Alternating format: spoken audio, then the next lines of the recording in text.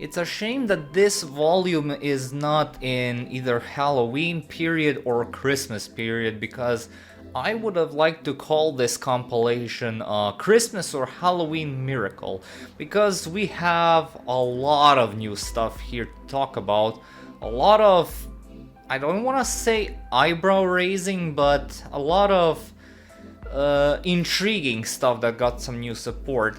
First things first though, we're starting with some new Blue Eyes cards, you know me, and but I'm not going to be using that reaction a whole lot, because holy shit, this newest support wave for Blue Eyes is actually amazing, and it actually slightly pushes the deck to be relatively playable, which is shocking considering the deck's previous outings. This is granted the best support wave the deck has received ever since it got that support wave where Blue Eyes Tyrant Dragon got introduced to the game, so yeah.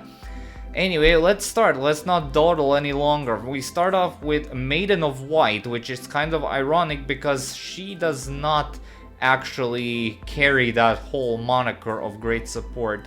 It's a notable attempt on retraining the original Maiden, but in all honesty, it's completely unneeded in the deck, despite the fact that it places True Light, a continuous trap, face up in your spell and trap zone. However, considering the fact that True Light is not worth running, you might want to reconsider on this girl. And don't worry, the back row is the star of the show this time. And that was their only main deck monster, because next up we have their only new extra deck monster. Yeah, the support wave consists of 4 cards. Blue Eye Spirit Ultimate Dragon, the evolution / retrain of the original Spirit Dragon. And first of all, you're not summoning this thing naturally, because whoever designed this thing thought he was designing a Red Dragon Archfiend monster, and instead you're gonna be summoning it with the OG Spirit Dragon while you have Return of the Dragon Lords in your graveyard, or have summoned Azure Eyes prior to this. Other than that, it's a fairly competent boss monster, and yes, again, that was just semblance of praise I just uttered. But man, oh man, just wait till you see the back row. It's like the star of the show, like I said. We start off with the back row with Prayers with Eyes of Blue. For the first effect, we finally have a search effect that is eons better than that god-awful bingo machine we got a while back. For a single discard, it fetches a level 1 light tuner and a spell or trap that mentions Blue Eyes White Dragon. A godsend in every sense of the word, and the second effect of is on first glance kind of mind-boggling, but on closer inspection, it serves exactly 2 purposes. The first is to set up the graveyard with Neo Blue Eyes Ultimate Dragon for the protection effect, or to help you summon Dragon Magia Master at the cost of needing to run either Chaos Max Dragon or a Fusion substitute, on top of needing to run the OG Ultimate Dragon, which is again another downside. It's super clunky, but honestly, both of these effects, especially the first one, are a huge step in the right direction. And the final Blue Eyes card is Saga of the Blue-Eyed Dragon. It's beyond phenomenal, kickstarts all of your plays, and builds upon them in nearly any possible situation. It is a bit annoying how you can't summon anything other than the original OG Brick if you do not control it, but Alternative Dragon makes this a non-issue most of the time. And the second effect is not as prominent, but its potential is absolutely crazy. Fusion summoning any fusion monster as long as you use at least one Blue Eyes monster is simply staggering for the... Yeah, it's true, I'm sneezing. It's simply staggering for the standards of this archetype, so you absolutely max out on this. Run 4 if you could. And to absolutely everyone's surprise, this is not terrible at all. Blue Eyes is finally getting somewhere. It's still not perfect, but this is a huge step in the right direction. The first thing that they desperately need next is a retrain of the original Blue Eyes White Dragon, which will have the effect that it's always treated as Blue Eyes White Dragon, meaning that you do not have to run the original normal brick. That normal brick slows this deck down to a crawl when it clogs up your hand like crazy. If we would have to have a retrain with any sort of effect like this, I mean not any sort of effect because there are standards in 2024 after all, it would make piloting this deck much easier than it is right now, considering that you don't have to run a bricky normal monster in order to make it work. The second thing that I would highly appreciate is another retrain of Blue Eyes Ultimate Dragon, so that it's always treated as Blue Eyes Ultimate Dragon for the purposes of bringing out Dragon Magia Master a bit easier. Given the fact that you need to run the original brick in your extra deck, I mean, yeah, it's still in the extra deck, but it's still, you're wasting an extra deck slot in a monster with no effect that you're barely summoning. So yeah, if the first thing were to get resolved, I think this deck could potentially get very dangerous and might finally start seeing some competitive play, like Dark Magicians and the Red Eyes decks have been enjoying them so far, and not to mention Black Luster Soldier. Whew, that one's truly a spectacle. But yeah, I actually quite like this new support wave for the Blue Eyes archetype. If the future support waves are of this caliber, I am all in. I would welcome it with open arms, not any of the previous bullshit that we got. So yeah, you win this time, Blue Eyes. Anyway, next up we have an archetype which only received one new card of support. That was being the Earthbounds, with the new Earthbound Immortal, which caught me completely off guard.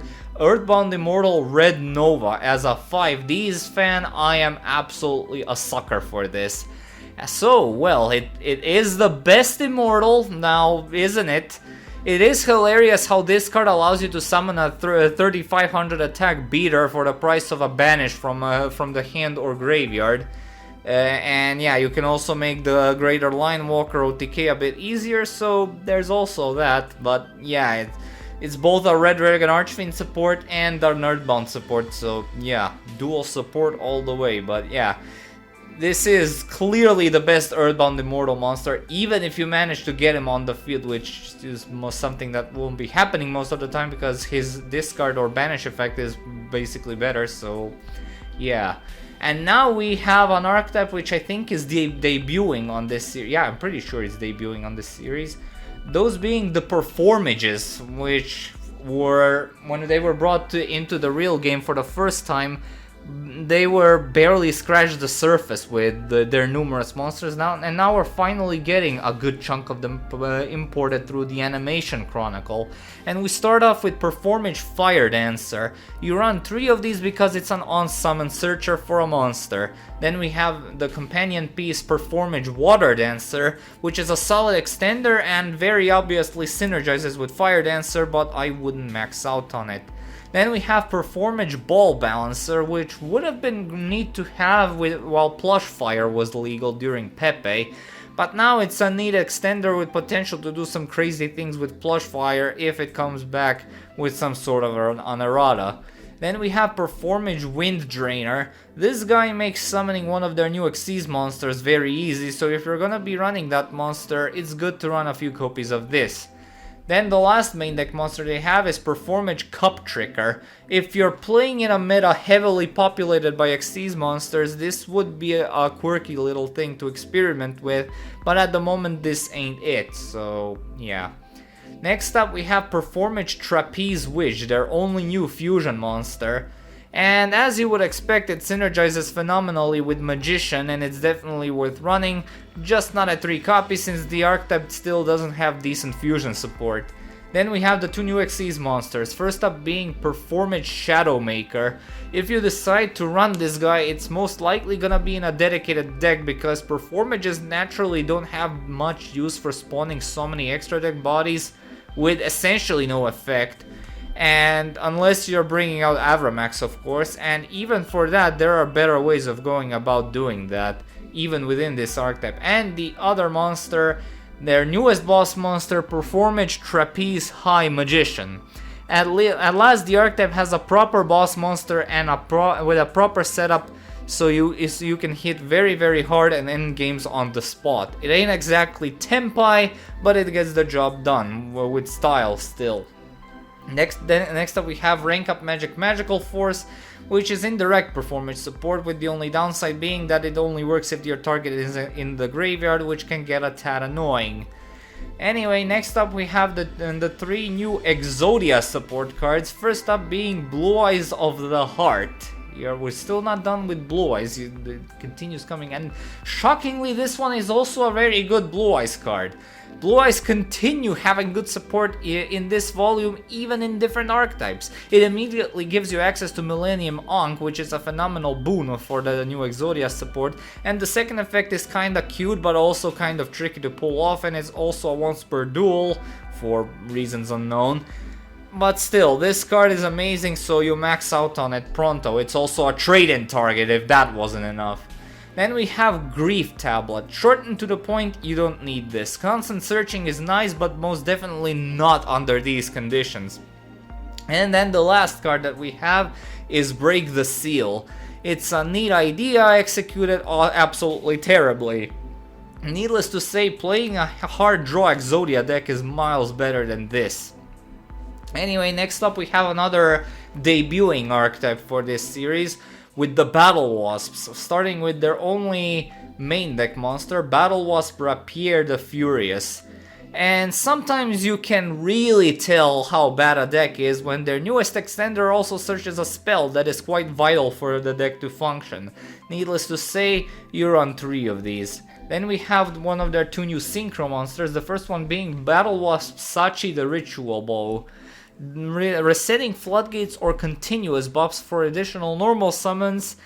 Yes, that is strong for Battle Wasps, but in other archetypes it's straight up broken. Kinda negating that half-hearted praise, but hey, you take what you can get. Oh, and the second effect is about as pointless as it gets, so let's just move on. Their second synchro is another level 12 Gigante Behemoth, Battle Wasp Grand Partisan the Revolution. Like Ballista, this thing is awesome, especially if you have both of them out. But if you had to pick one, make it this one.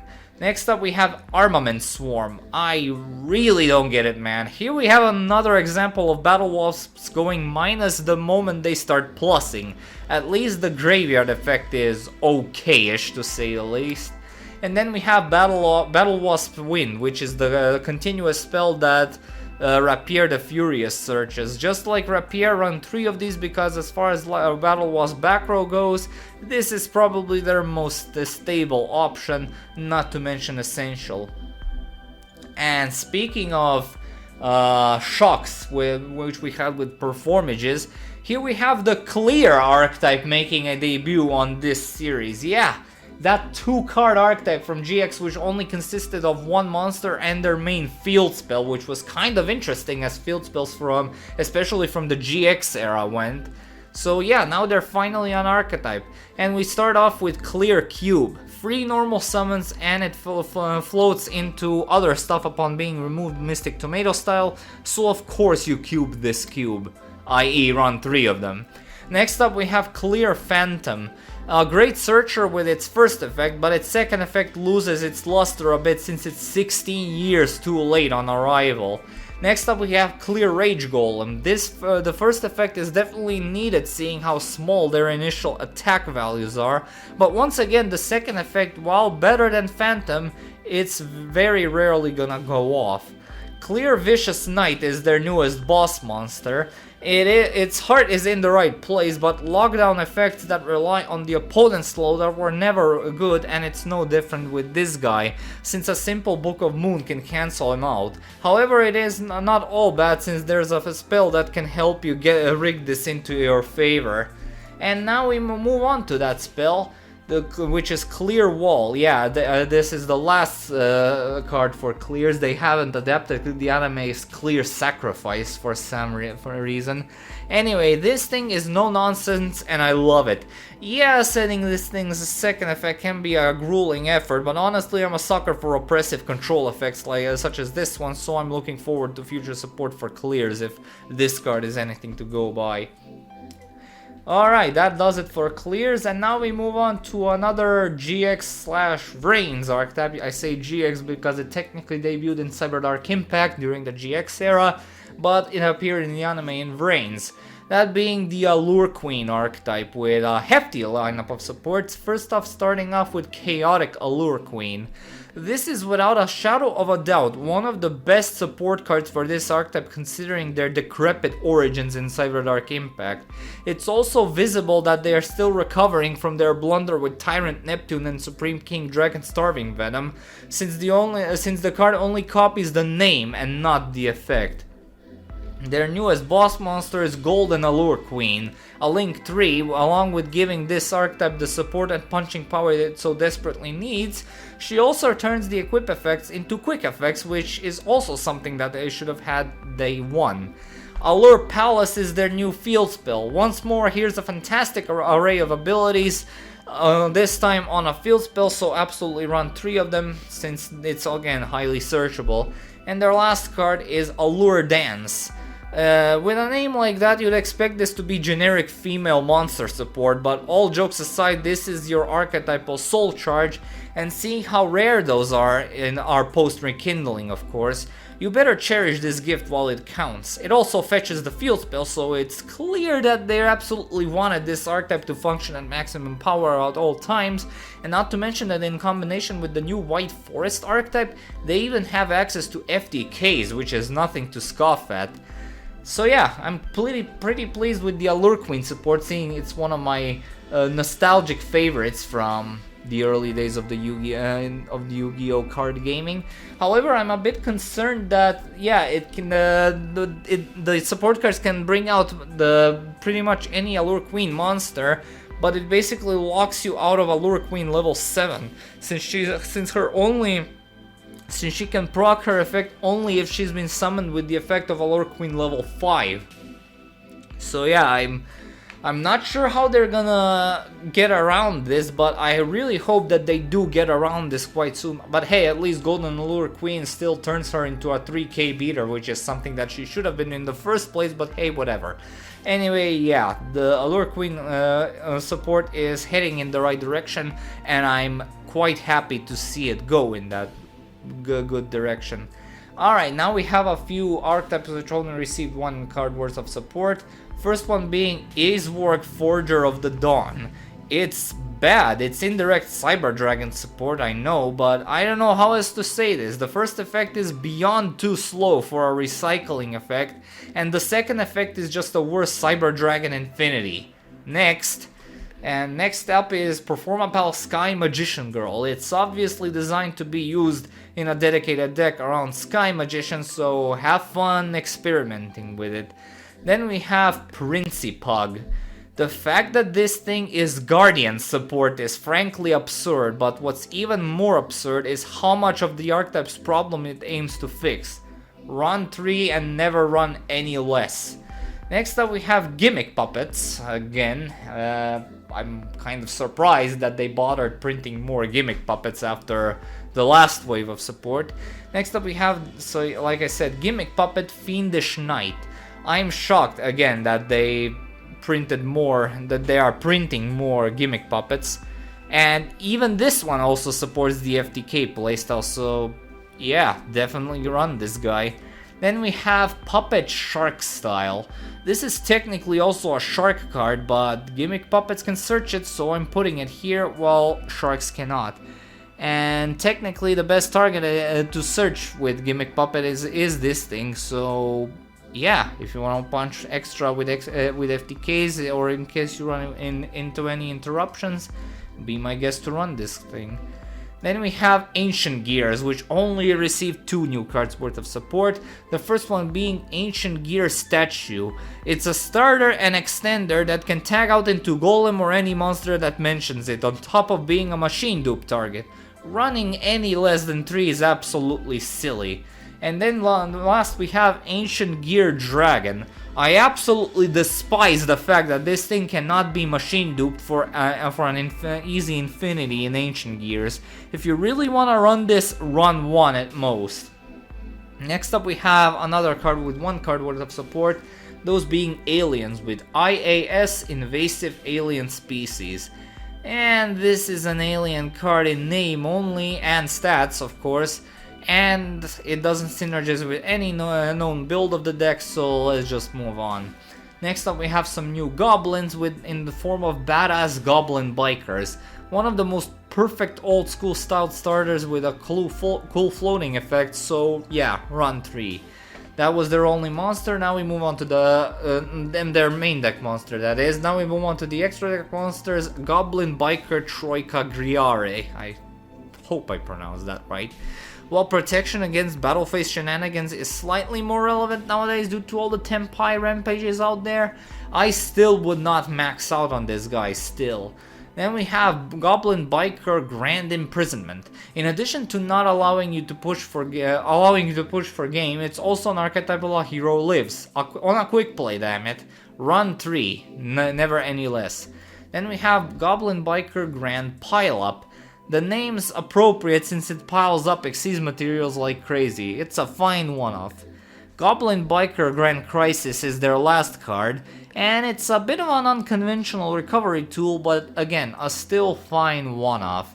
Then we have a card that is completely confusing, the new ABC/XYZ Machine Fusion support card, that being A to Z Energy Load.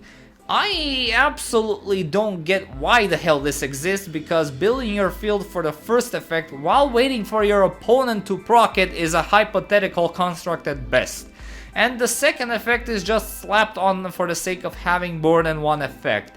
If this card only had the second effect, where you can draw cards up to the number of cards shuffled into the deck, then divided by 2, or something like that, I could have maybe called it neat, but as it is now, don't bother.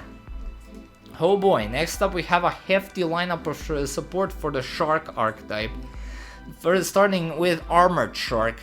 As part of the Armored Xyz archetype, this effect is rather basic, with its only redeeming quality being that it offers an easy way to dump important extra deck monsters into the graveyard. Then we have Big Jaws, which is now a part of the archetype since this guy received a retrain in this newest way of support, that being Surfacing Big Jaws. Miles better than the original monster, its level modulation being the quintessential Shark support effect, and the search effect is also highly appreciated. Then we have Drake Shark. Not only is this guy a direct support card for the Shark Drake Xyz monster, which is kind of the main gimmick of this whole new support wave, but it's also the very first monster that can be treated as 2 Xyz materials when Xyz summoning. It also synergizes with the previous card, turning it into a 1-card Shark Drake, which again is the main goal with this archetype that you want to focus on, and we'll soon see why. But first we have to take a look at Cutter Shark. I'm having quite a bit of trouble trying to find the purpose of this thing, for both of his effects actually. The first one is some highly questionable effect dodging, while the second one is way too slow even though its recycling pool is quite big. Next up we have Levirtue Dragon, which is a retrain of Leviathan Dragon, and it acts as a king of the Feral Imps for this part of the archetype, for pretty much anything water related, which is cute, and on summon it searches out their version of Icarus attack. This one's good. Chaos number 32, Shark Drake Leviathan is I really hope I don't need to go into too much detail why this thing is an improved version over Shark Drake Vice by several light years. Not to mention it also has a neat summoning condition if you don't have a rank up magic on standby. Next up we move on to the back row, and we start off with Aquajet, which is again here because it received a retrain in the form of Surface Aquajet. It ain't exactly a Hero Lives, but it's pretty close. It also allows the new Shark Drake to hit harder, so run at least 2 of these in my opinion. Next up we have Reincarnate Unveil Male, sorry. And whatever you can potentially summon with this thing's effect won't be nearly as effective as bringing out Zeus, so you can ignore this one if you ask me. Next up we have Poseidon Wave, which again is here because it received a retrain, and that retrain is Xyz Poseidon Splash. This is yet another confusing addition to this archetype because it feels like it was designed for Violons or Insectors, so yeah, don't play this. Next up we have Virtue Stream, which is a card that the Virtue Dragon searches out, and it's the Archetype All Icarus attack we mentioned earlier. It does a job, and its second effect is cute to say the least, so yeah, definitely run a copy or 2. And the last archetype to receive support is the Memento archetype in the form of 1.5 new cards. I say that because the only new card is Memento and Akihiron, based on the original vanilla monster from OCG Volume 1 of the same name, which is also now a part of the archetype. Anyway, it's a good thing this guy is level 5 at least, because if it was 1 level lower, it would make this game-ending effect even more readily available than it is already. Still, running more than 1 is usually not necessary due to the fact that you most likely want to search him when you want to finish the job.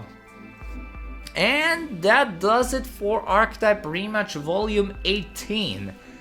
Wow, this was a true roller coaster. This was one of the more fun episodes I recorded because I never expected to see clears hit the TCG in this form or fashion. So I'm guessing the next Animation Chronicle is probably gonna bring the rest of the Darkness cards from GX. I would love that. So yeah, we're missing those. We're missing the Storm Riders from Reigns that were used by Windy. Armatos Legio, I would really like Armatos Legio to hit the TCG. The Light Cybers archetype used by Lightning from Reigns. What else?